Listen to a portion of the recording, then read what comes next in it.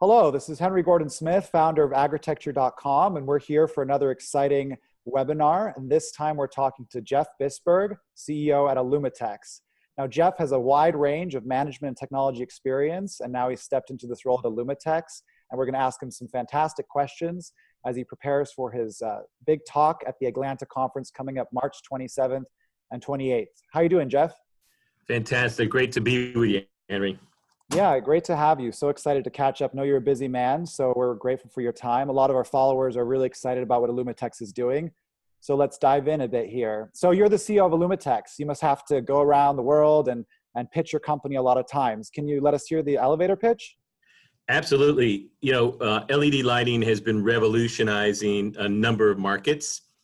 And although it's new to the horticulture market, what we've seen is time and time again, once LED enters a market, it takes over. You know, it started with flashlights, went to traffic lights. We've all seen them in automobiles. You've seen them on the shelf of Home Depot go from maybe 10% to 50%. And it's entering the horticulture world. And the reason it was the last, horticulture was sort of the last market, is because it's one of the brightest light fixtures out there. I mean, basically, we're trying to replace the sun with 600,000 watt metal halides. So LED started on the small side and went to the big side. And each time it hits these markets, it takes over. And Illumitex's advantage is ninefold. So I know that sounds complicated, but I group them in threes. It's sort of a trilogy of trilogies here. So I think the first group is performance, really state-of-the-art performance. And that is, you got to get the total output right. You got to get the efficiency right, and you got to get the cost right. So those three pieces all are very interactive as system design. It's not just about the spectrum. It's not just about the optics or just about the power supply. So system design, and you got to match those three to the application. The second trilogy is about service. And, you know, we have PhD level service. So we have PhDs on staff that support post-install, pre-install, post-install to make sure we get the layouts right, the design rights. We have PhD level to make sure to help you with your grow. You know, we don't know all the details, but we know quite a bit about growing crops. And then rebates, you know, lighting is expensive. Standing up a farm is expensive. Rebates can be a great tool to help reduce those costs. So that second trilogy is about service that we provide that's superior. And that final trilogy really is about producing quality plants, better appearance, better content in the plants, better biomass. So, you know, the way we try to differentiate is among those 9 factors. And our most recent effort is really to add a digital overlay on top of that. So that would be sort of seen as our 10th benefit, a 10x benefit that we're going to provide that grower to help them, you know, make their job easier. And, you know, we can talk more about the digital. Wow, what an impressive lineup of benefits, right? So it sounds like you got performance, service, and that last category, maybe call it science, right? What the plants really need. And then now we're going to dive into digital horticulture. So I've been observing, you know, I watch a lot of companies and do a lot of social media, but I've been observing the shift in the branding towards digital horticulture. So I really want to know, what exactly is digital horticulture for Illumitex? Is it only about lighting, or are you kind of maybe moving towards something a bit broader than that? Absolutely. You know, I was just looking at a McKinsey report on digitization of industries. And unfortunately, agriculture is at the very bottom of the list. And one of the reasons, you know, agriculture is at the bottom of the list on digitization, that's a hard word to say, is that there's just not a lot of great data for the farmer to use. You know, if you're in the financial world, obviously there's just gobs of data that you can use every minute. There's just stock trades and stuff you can use. If you're in the medical world, there's tons of data that you can use. In the advertising world, point and click, tons of data. But in agriculture, to date, we've had very low quality data, you know, temperature of a indoor grow, or humidity, or CO2 levels. And it's sort of a catch-22, or you know, kind of a chicken and the egg kind of thing. It's hard to get digitization rolling without good data, but it's hard to get good data without digitization. And we're looking to fill one of those key missing points there and to really provide a great data. So how can a lighting company provide great data? And we really believe that we can leverage our granular location in the farm and the intimate relations between light fixture and plant to provide pictures of every single plant every 10 minutes. So we're not going to answer all the problems. What we're going to provide is what we think is perhaps the most useful data set in the farm to really enable sort of an open marketplace of new solution sets that can help the farmer. And I think it all starts with a great data set that's been missing for a long time. Now, we've kind of seen it outdoor a little bit with satellite imagery, and that has been the enabler for precision ag outdoor. And we're going to try to bring that indoor where the value per square foot is so much higher than the value per square foot outdoors is.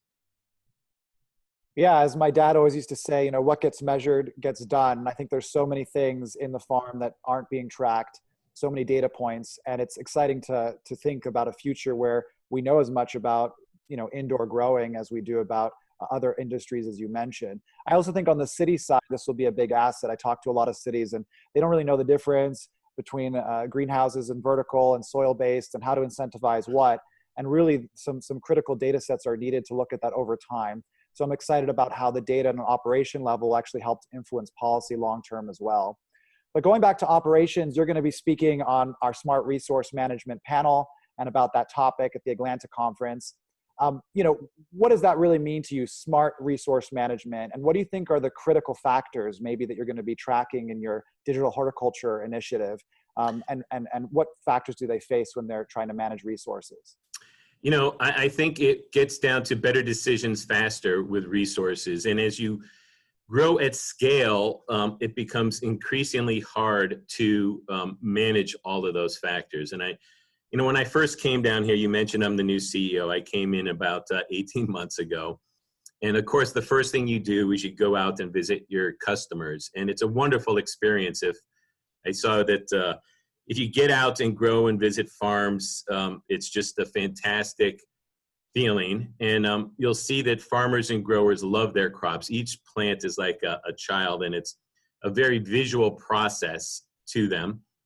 And it really is, most of the decisions that I notice are made with visual cues. Very little product is sent out to test. Some of it is done with, scent and moisture. And it really is to be able to use those visual cues to get information to make quick decisions that can, material impact the grow and affect the resources that are used, whether it's water, fertigation, soil usage. So it's sort of a backwards argument I'm using here, but what we noticed is that this visual data set is a key indicator that helps them make better decisions to save some of those resources quicker. Let's say pesticides, which is something, people are, you want to reduce obviously as much as possible, and everything wants to eat the plants. So the ability, and most of that abiotic or biotic intrusion is noticed through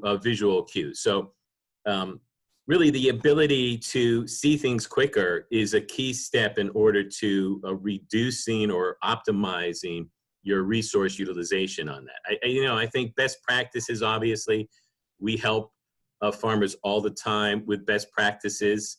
And, I think organizations like yourself who can help them with best practices sort of set kind of a baseline on that. Yeah, so maybe smart resource management is visualization of really the data and understanding what's happening with the plants. I mean, you touched on something really important there, which is, and I see this all the time when I visit different operations, is there's kind of a relationship that the grower has with the plants. And it's always tough for me. I have kind of two feelings, right? On the one hand, yes, we need to digitize everything and get that data. But on the other hand, it's very hard for me to imagine how some of those soft things like that relationship or that unique approach or an SOP that maybe isn't in any books but works.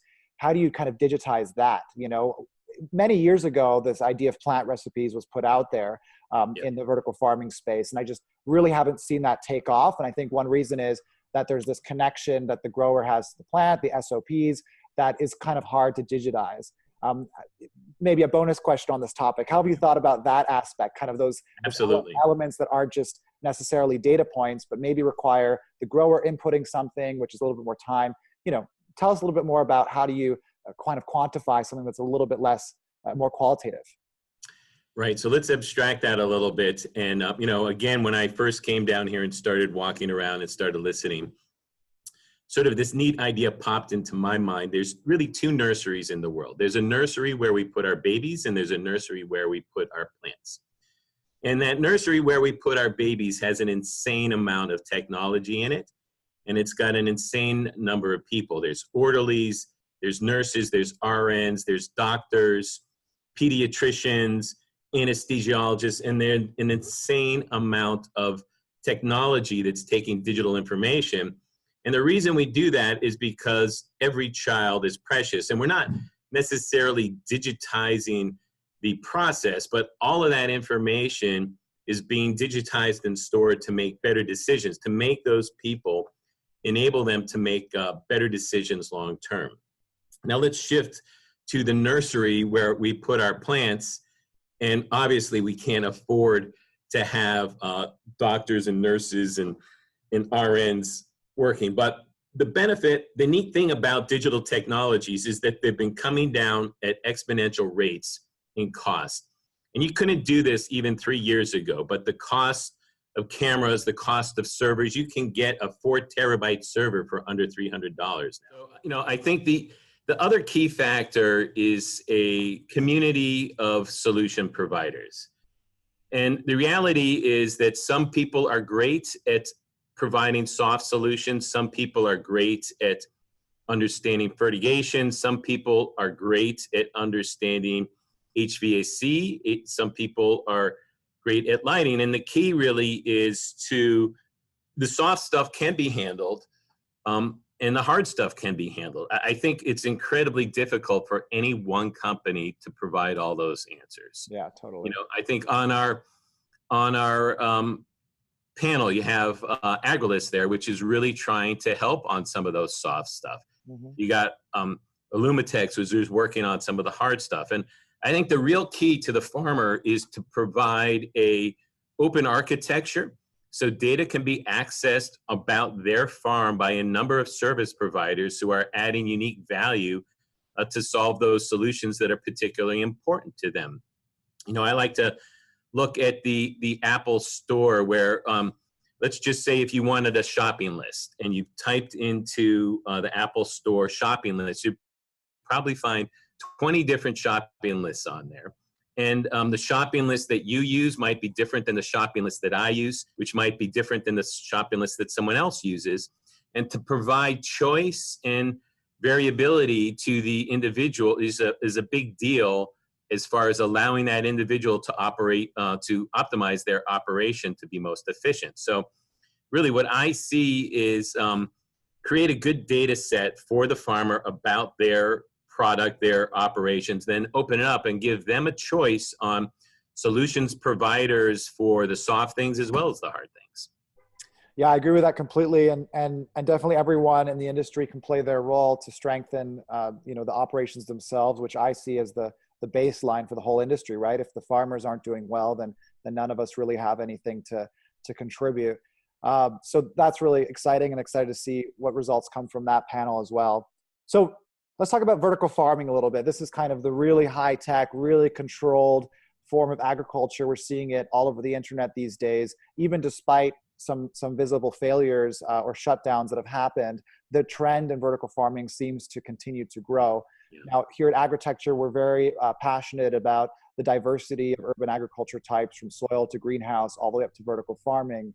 But in the context of the future of cities and how these cities are really going to feed population or get closer to providing as much local food as possible, what's your take on vertical farming and kind of the hype that's around it, and how do you see cities of the future? Do you really see them with vertical farms kind of everywhere?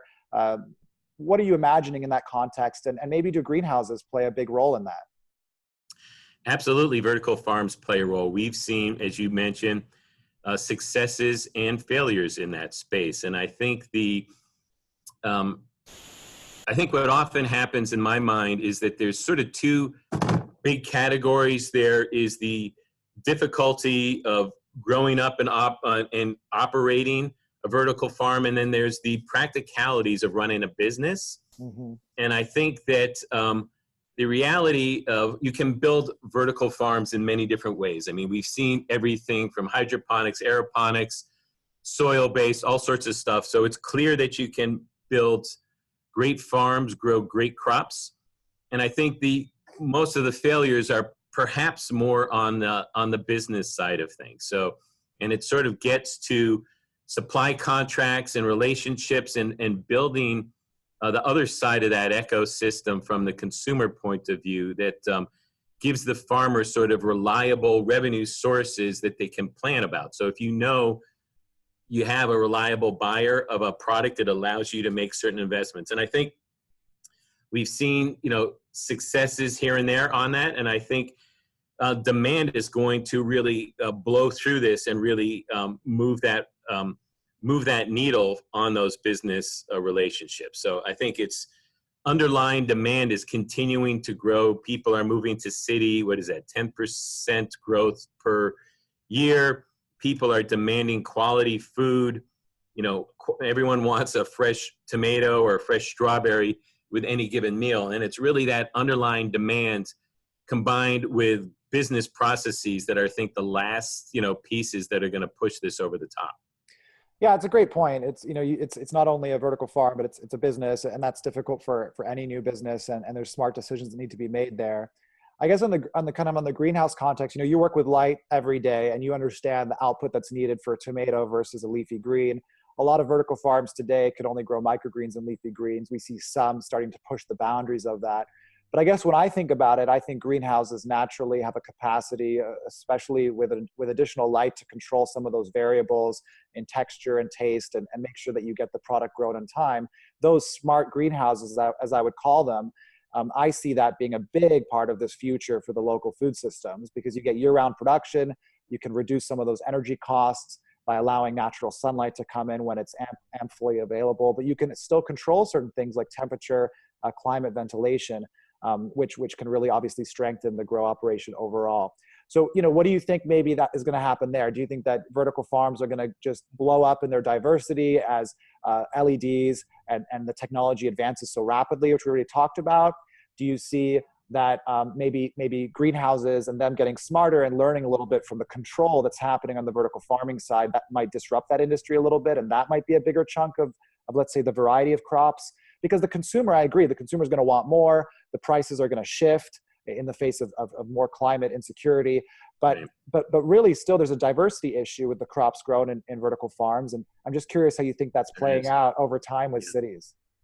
Yeah, I think there's a genetics issue when you go from greenhouse to vertical that is still hasn't been cracked and might be counter to a lot of ways folks think about it. But the strains and the varieties you use in vertical farm to optimize are just fundamentally going to be different. Mm-hmm.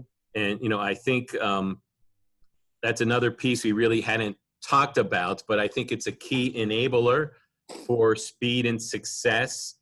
I do think that technology, we're just looking at how different spectrum affects sugar content in tomatoes, and absolutely controlling the conditions is going to make the quality better, and moving the farm closer into the cities is going to enable higher quality to consumers. And just like there's 100 different levels of cars you can buy from, it's amazing to me how many different levels of vehicles you can buy. Absolutely, there should be different levels of very clearly explained on that. I think the other piece is technology is going to provide transparency on the supply chain, so where your food is coming from. And I think that's important to a lot of folks, and another differentiator. So I think technology, along with that business side, is going to enable differentiation and price variation in that marketplace. I think the other large piece is automation. Let's face it, managing farms at scale is difficult. And, coming up, I've seen just dozens of different strategies on automation. And I think we're still in a learning phase on what is the best way to automate. I do think some best practices will be, determined over the next quarters, not years. And I think automation will be sort of that third piece. So I think there's, genetics are going to play, automation, business models are going to play. And it's going to be exciting times as those, and there's a lot of opportunity in all of those in order to figure out to crack that code. And there isn't actually one crack the code kind of thing. I think there's, it's going to be different in Florida versus New York City, versus Toronto. So I think there's a lot of ways. Let's face it, nature made plants pretty robust, and there's a lot of ways to grow the plants. Some will be nuanced better. Yeah, all great points, Jeff. And we hear you. We've been trying to invite speakers to Atlantis to talk about some of these topics. One of them is Vani Estes, who's a biotechnology expert on day 2. She's going to talk a little bit about how we actually don't grow plants in vertical farms that are bred for vertical farms. And so how that might shift the industry moving forward. I think that could be interesting and somewhat controversial. But we've got Tyler Mulhaville from Consensus going to be talking about blockchain and transparency, as you talked about. We've even got some visitors talking a little bit about robotics and automation in these farms, which is going to be an interesting element. So we're so excited to have you come and contribute to that dialogue with what Illumitex is doing in digital horticulture. What are you most looking forward to sharing and learning at the Atlanta conference? I think just connecting with people. We're also busy in our own businesses from a day-to-day business, from day to day. And I think cross-functionality really breeds fantastic ideas and opportunities. I think our particular business model of providing data to be consumed by all these other folks, for blockchain, they could consume our image data to help show this plant was grown in this location. So looking at how our digital concept of a picture of every plant every 10 minutes at scale could feed into these other, other industries. We talked about genetics. Inevitably, there's phenotyping in the genetics. How can imagery help them control? It's always one thing to develop genetics in a small lab, but when you deploy at scale, who knows what happens with those plants, and we can help them with that. So, figuring out how to build a community of robust solutions, it's really a win-win-win. Win for the customer, win from the grower, win from the business, adding more value to the whole chain. I think is let's face it, it's not not a market that's filled with a lot of excess money. So we got to be really smart about how we deliver these things and make sure that everybody's winning in that solution. Well, there you go. You heard it here. Smart agriculture for smart cities. Thank you so much, Jeff Bisberg, for your time today. We're excited to see Illumitex at the Atlanta conference, March 27th and 28th. Look forward to seeing you down there. Thanks for the time.